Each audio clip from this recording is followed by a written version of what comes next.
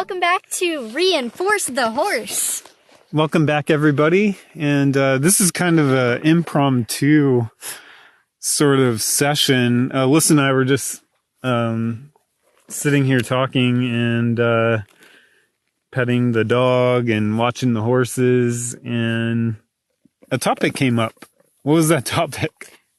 How about you explain, since you only found the post? Well, let me switch over, and I'm going to read a Facebook post by the one and only Warwick Schiller, who evidently I follow quite a bit. And You don't say. Right. I don't know. It just seems, on that note, I mean, it seems like everything he's suggested since I started listening to him a few months ago has just been like spot on. It's just, I'm a big believer that we sort of attract the things that we need in our life at any given time. And I feel like, his message from more of like a life's journey perspective. That's his podcast, is called Journey On. And while it does have sort of an indirect touch on horses, it's really about life in a lot of ways.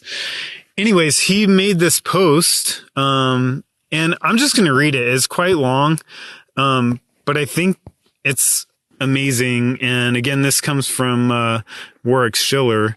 He says, yesterday on my private Facebook group, there was a post going on there with a lovely lady saying she was going to give up, that it wasn't working with her horses. Someone suggested she subscribe and follow the videos. She said that she had, and it didn't work. Someone suggested she go back to the start, and she said twice it didn't work. I started asking the lady questions and found the real problem. She started at the start, but when step 1 didn't work, she just kept going and pretty soon was working on the 50-foot trail ride, which is about step 367. Someone suggested clicker training. If you think I do things in very small steps, clicker training will frustrate the hell out of you. I helped a lady a few months ago who was having some trouble with the process. She had tried my process and she had tried clicker training, and her horse was still bolting on the trail and causing her to fall off. When I asked her about her horse, she said he's dull on the ground and he's dull under saddle. If your horse is dull on the ground, that's a huge sign that says not ready to ride. If your horse is dull under saddle, that's a huge sign to say not ready to trail ride. The clicker training hadn't helped, and I suspect she was jumping ahead in that process as well.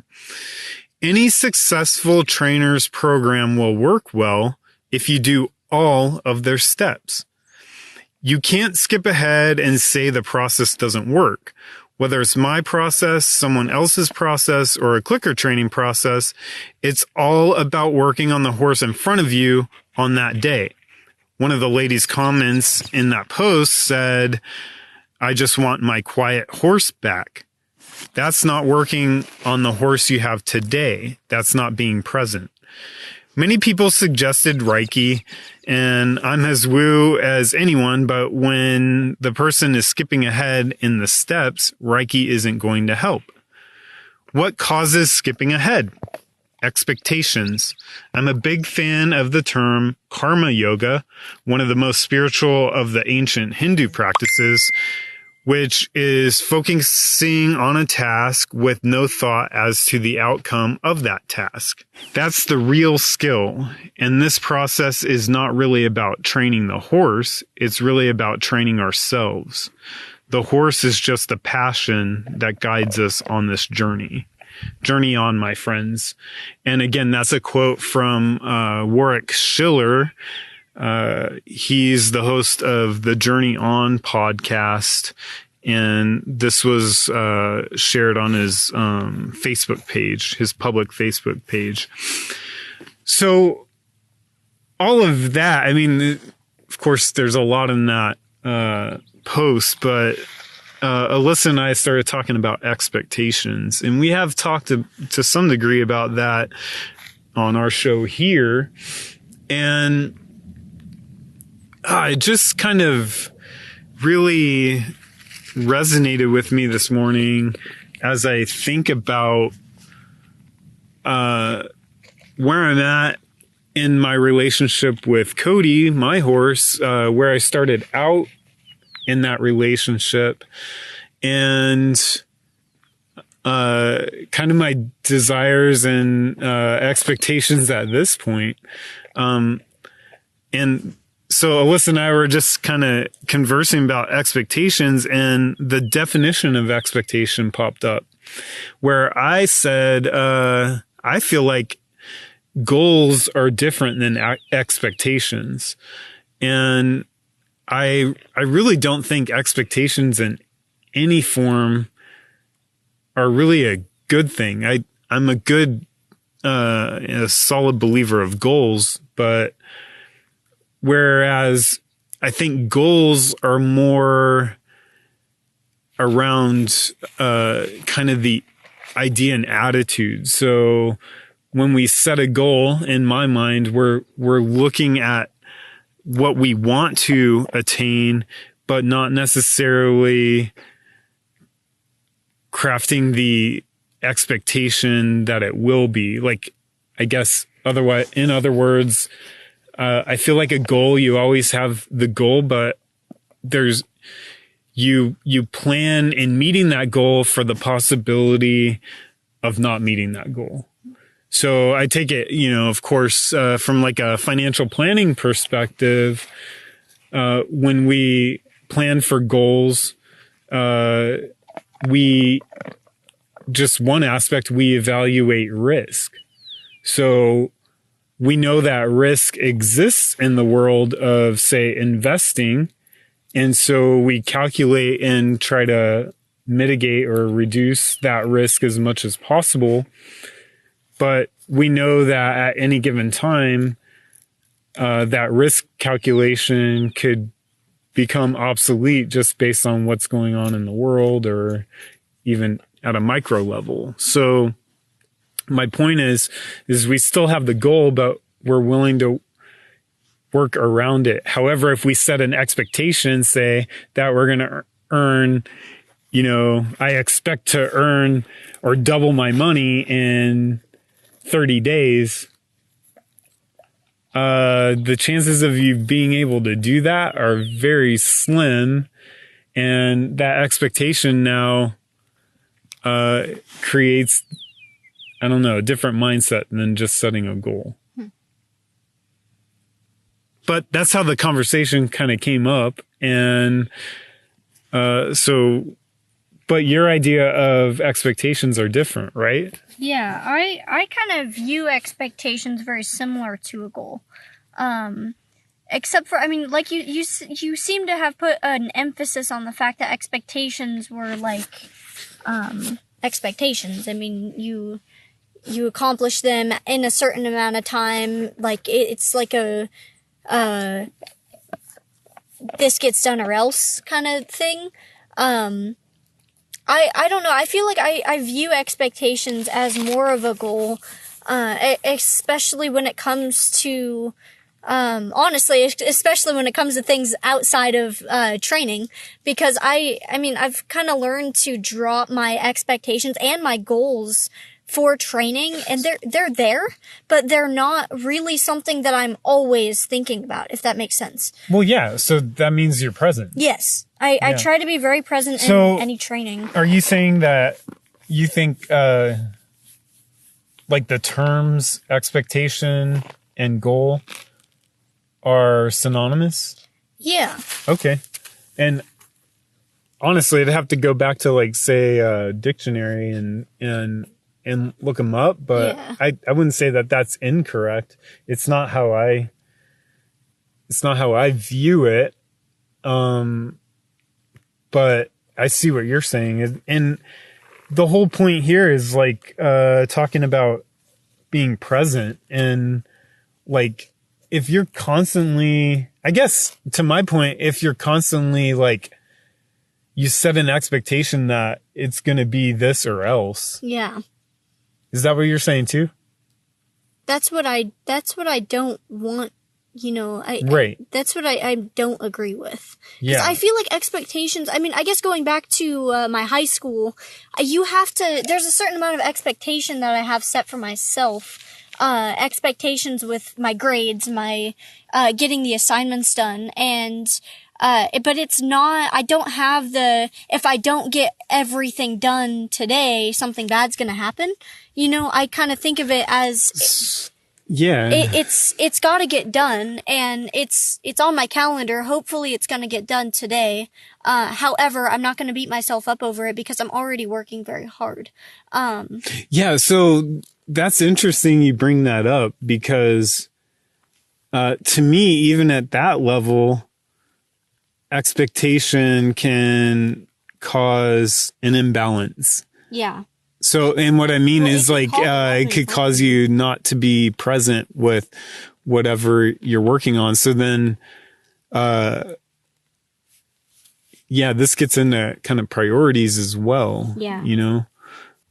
For me, the clicker training, using the treats as a reinforcer is more of a bridge to connecting and communicating with the animal. And I go back to like Willow in the beginning, or horses in general. I mean, it's been scientifically proven that when a horse eats, they get a dopamine response.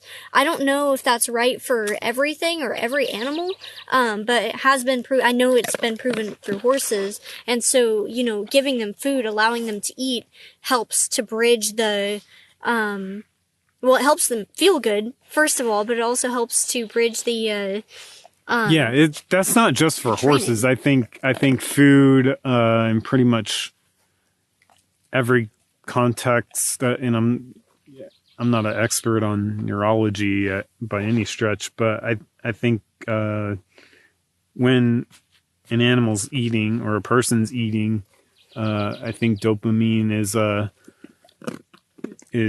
byproduct of that, even at small amounts. Yeah. And dopamine is the feel-good chemical. And while I feel like there are countless different training methods out there for, any animal.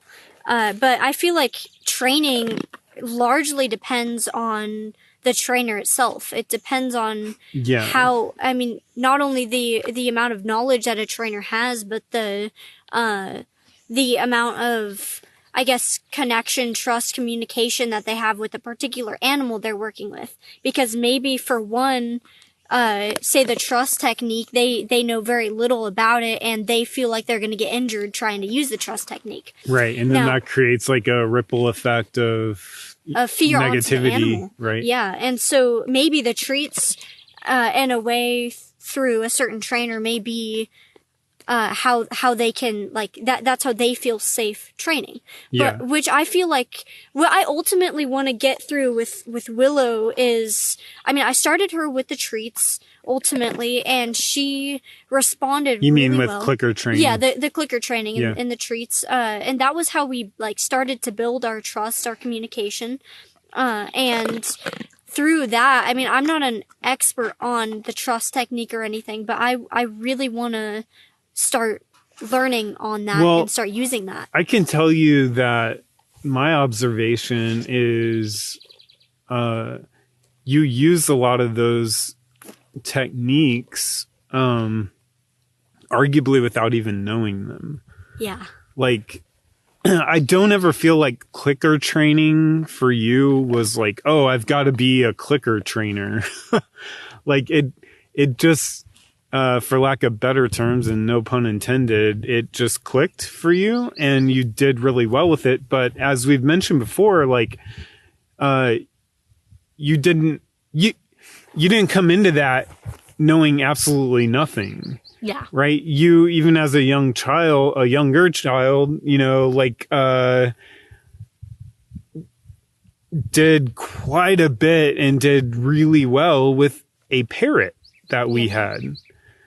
And you clicker trained the parrot and taught it some amazing tricks, taught it a lot of cool stuff. right? And by the way, this parrot had gotten, well, it didn't get out. We had a balcony and it used to perch up on the balcony. Well, it got spooked one time and it did like a couple figure eights in the sky, and it flew to a neighboring mesquite tree. And this was just like at dusk. So the sun was going down, and it roosted on the mesquite tree overnight.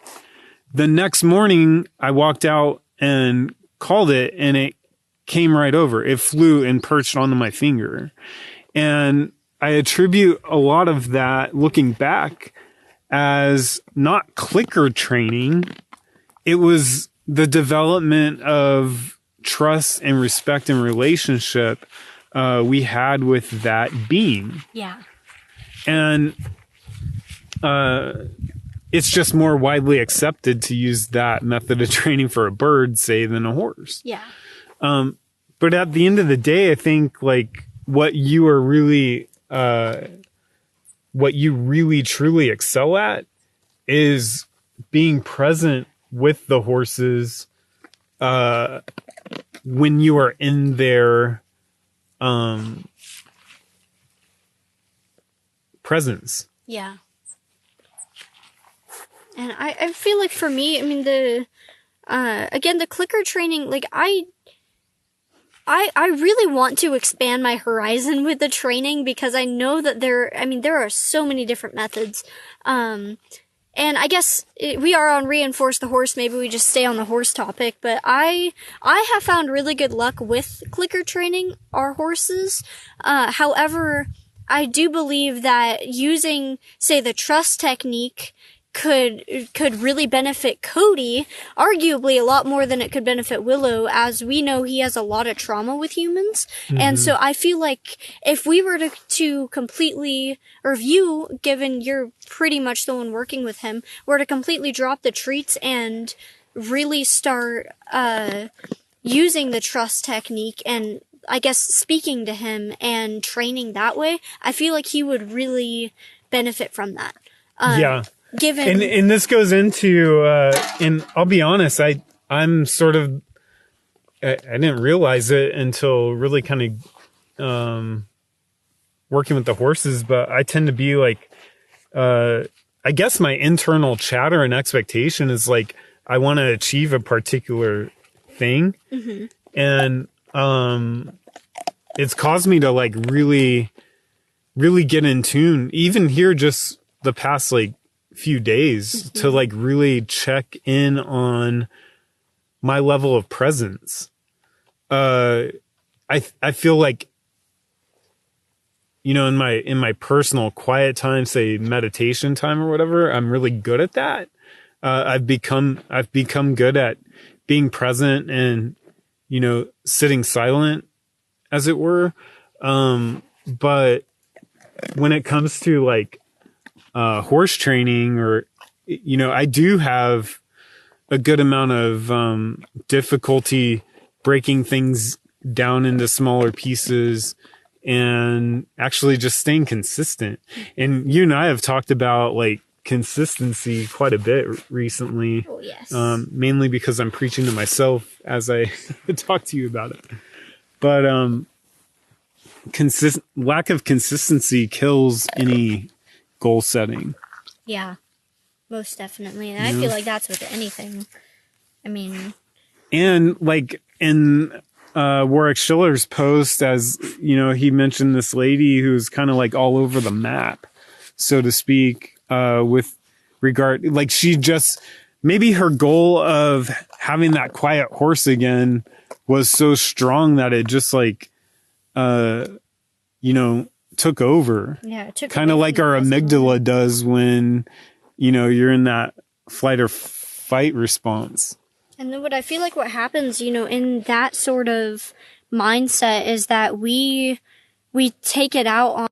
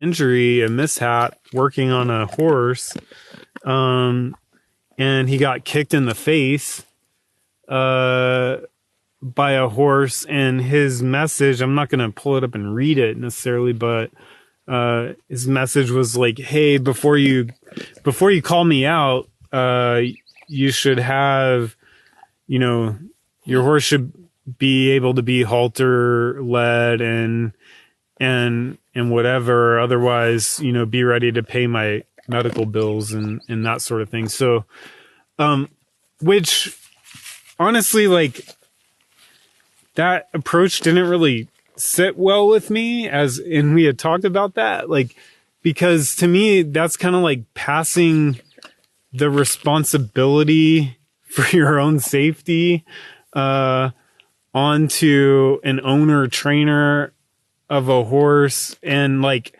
I kind of just try to empathize from like our perspective. So, we have a Mustang, arguably Willow is, one of the calmest horses that I've ever seen. That makes me feel really good as a trainer. Well, and that's with us, but even with people coming by, the veterinarian, the farrier, she has never been the type to be aggressive in any way. So she's more of like a freeze type in the fight or freeze. Yeah. I think she's more of the freeze. Oh, yes. So a lot of like, I'm not saying that you wouldn't have gotten kicked by a horse that was more tilted toward that, but I feel like you wouldn't have in the training processes, because you made it a big point to understand her and be able to communicate with her in a way that resonates with her and you. And thus, the way I see the art form that you are very good at is that you're able to, like, if you do have expectations, you're able to throttle those back and forward as the situation in the present moment dictates. Yes, and it's all, I've found really great luck with completely turning off what needs to happen. Let's go back to when Willow got a cut on her leg from running into barbed wire. But yeah, good point. So before we go there though, I just wanted to, ask your opinion on the veterinarian's post about like, hey, before you call me out, your horse better be halter broke or whatever. No, I feel like he's got a point. I feel like, an unhandled horse, I don't feel like should have a veterinarian come and see it unless we're talking about sedation or something. Mm-hmm. It seemed like he was working with a horse that was like unhandled.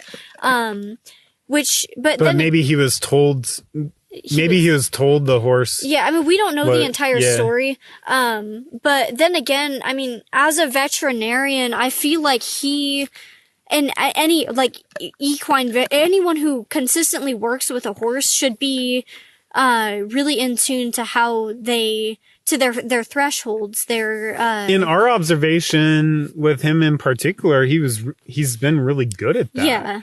So it's an interesting, I'd actually like to learn more about what went on. But it's really just an interesting thing, like, 'cause clearly accidents do happen. And what I've learned through the training, particularly Mustang Maddie's Horse Human Connection Academy, she goes into a little detail on like horses and their thresholds being breached and how to see that before an injury occurs. And it's picking up on the subtle cues. The vein I don't know what it's called, but a vein that goes from like their cheek to their nose will like tighten up, like you can see it on a threatened, a stressed horse, whereas a calm horse, like it's invisible. Even just something as simple as that. Or an ear flick. An ear flick, or the eyes just slightly opening a little wider. And while I don't feel like, I mean, for certain things, yes, I feel like those are like crucial to watching the horse. But in other ways, I feel like just being in the present moment and being able to observe their energy, especially if you're one that, hey, I can't tell if my horse is mad, by watching their face. Or the people who seem to always default to like, their ears. They're just being disrespectful. That too. Yeah. Or watching one part of their body. I mean, their horses. Yeah, like they turned into me. Yeah. And therefore they're respecting me. And horses aren't gonna default to violence. Like, they are always going to take the path of least resistance, and I mean, from my observation, from what I've heard from other trainers, they're not just going to look at somebody and be like, oh, you don't look like the kind of person that I want to work with, I'm going to kick you in the face. Like, they're going to have a reason for it, and they're going to warn you before they do it. However, I feel like it is definitely up to the trainer and or whoever is working with the horse to be able to watch and see how they're going to react to said procedure being done, regardless of if this is putting on the halter or sticking a thermometer in her butt or, I suppose the problem I have with like the idea that, the horse needs to be able to be haltered or whatever. I mean, in all reality, like, what does a halter do? I feel like it's more like a deterrent than it is anything. Well, I mean, in what I mean by that, a human being, so 100 and say 50, 60, 70, 80 pound human being can't even possibly think of controlling 1,000-pound animal, much less 1,000-pound horse. Just mere mathematics doesn't stack up that way. So the way I articulate a halter is that regardless of training method, the horse has come to a place of submission. And that's a choice, whether forced choice or an actual free choice. Yeah. And so I've learned firsthand in working with my horse that it makes a lot more sense to kind of abolish expectations, be in that present moment, and continue to build the relationship in a way that allows the horse choice, which I know that's making the blood boil of some people just as it rolls off my tongue, because I've had so many people tell me a horse can't have choice. It's not possible. Like, they're always going to say no. Anyways, we've gone on that rant before. And in training Cody to put the halter on, I backed out of anything that he might have known in the past. I backed out of everything that I knew and started from scratch from a relationship perspective. Now I walk over to him with the halter, and I don't even have to say anything. It's just my positioning and my presence, and he'll put his head right in. He'll put his nose down right into the loop of the halter. Isn't that amazing? Yeah. And so most times I don't even have the halter, because what's the point? I say that kind of facetiously, but... And this kind of brings us back to the point. Was it Warwick Schiller that did the post on don't do anything with your horse tied that you... Yeah. That you wouldn't do with your horse untied. Yeah. I mean, I can relate that to putting them on the halter or in the saddle too. You know, don't do anything. And this is my opinion. Don't do anything with a tack that you wouldn't do without the tack. Right. A lot of, I feel like, or some trainers, I can't say a lot, I don't know many horse trainers, but some trainers are full on, you know, like they have this mindset that the tack is what makes the horse do whatever the horse needs to do. Well, and it can. It definitely can. Again, in a way of giving that horse no choice, and it's like, you're going to do this because, and essentially the pain of some sort, be it physical, mental, emotional, or otherwise, the pain is so great. And like you said, the path, you know, I think all mammals choose the path of least resistance. I think so. And they're a prey mammal, so they're definitely going to take that path. Oh yeah. And so you increase the pain so much, well, I'm just going to give in and submit. Yeah. Whereas I feel like I feel like if we actually tune in to, and no matter which training method we're using, whether it's, you know, clicking and treating or, you know, using the trust technique, even like negative reinforcement, natural horsemanship training, given the opportunity to tune in and give them that choice and listen to them and give them what they truly need at the time, i.e. building a relationship, really helps to, like, it allows them, it helps them to be able and understand that yes is a better choice than no. Right. I mean, I've seen that firsthand with both Willow and Cody. I've seen that with the puppies. I've seen that. I've even seen that with the bird, you know? And I don't remember much about, like, where my mindset was training the bird, but, when we were able to, you know, bond with her and, you know, that would really impact the training. So. You're right. I mean, it's a similar, I mean, we bring up parenting a lot in the show, and you mentioned, you know, it reminds me a lot of parenting. If you were to come to me and be like, you're going to do this or else, like, I might have an attitude with you. Or I might shut down, because what's the consequence? Now, if you were to come to me and be like, hey, I need this done, within the next, 5 minutes or so, then that gives me a little buffer. Okay, it's kind of urgent. Let me go throw my shoes on and then I'll get that done. You have a bit of a softer tone and you're allowing me to say yes. Mm-hmm. I definitely will, revert that back to the horse. So I'm curious, have I missed the mark as a parent in that way?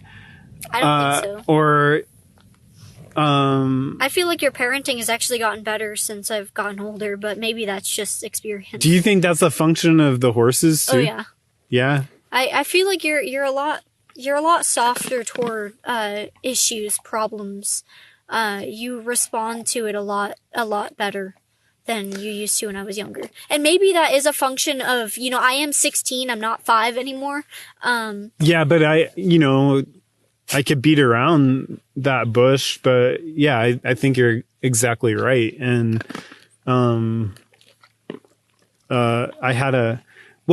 I feel like I had a crass attitude even toward animals. Yeah. In the earlier years of my life. Where I could pinpoint, quite a few areas in my childhood that kind of stemmed from, for what, and that's for another discussion perhaps, but, yeah, the horses, I feel like have helped me become a better person all the way around. And I feel like I'm just scratching the surface as to, what's possible. And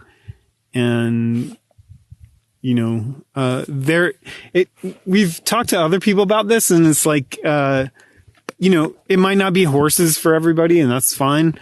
But I believe that there's something out there that people, can connect into to learn these like core human, traits that I feel like and develop them. I feel like all animals, to an extent, have the ability to teach that.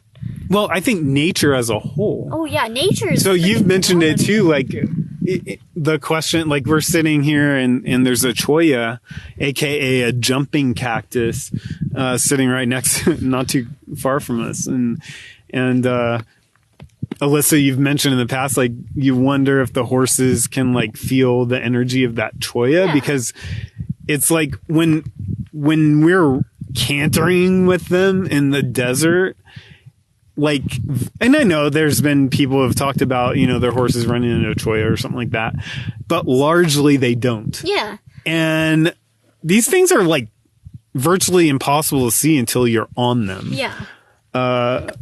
So I don't know. Maybe there's some validity to they give off an aura. And so my point with that was like even people who are really tied into like gardening or just being out in nature. I know when I was doing a lot of backpacking and being out in the hills and rock climbing and stuff like that. Wow, it just totally, I felt like it made me a better person. Do you feel like the rocks have an energy? Oh yeah. I'm a believer that pretty much everything gives off an energy, and I mean, it's all mass. Yeah. You know, or all matter, and all matter has some sort of energy to it. Yeah, I don't know. I feel like it's, yeah, when we're able to connect with things, whether it be animals or plants or, you know, even other people, like it's just, I feel like we all have the potential to learn from, you know, other things, and other things have the potential to learn from us. I mean, I think as a whole, we're all connected. We live on Earth. We all live on Earth together. You know. I feel like, given, you know, the way people are here on Earth, it's like, sometimes that's, you know, with war and everything else, it doesn't seem like we acknowledge that a lot. Yeah, and to me it's kind of sad, because it's really sad. Yeah. I don't, like, I wish that we weren't so violent as humans, because watching other species, I mean, most of the time they're not very violent. They can be. I mean, horses have killed other horses, dogs have killed other dogs, you know. But I feel like largely, like, we all want peace. Yeah. Well. And with that, both of our horses are feeding off of our excited energy here, and they're both walking over to say check hello, it out. Probably get a drink. Yeah, I think it's been a little while. They've been out grazing, and so they're going back to the watering hole. Cody's watching us and being like, what the heck are you guys doing on the ground? Yeah. I must come see. And so now we have puppy, cat, and 2 horses coming over. Yeah. With that, guys, we'll kind of wrap it up with this one. Thanks for listening to more about expectations and just life in general. Yeah. Have a great day. We'll catch you on the next one. Thanks. Bye.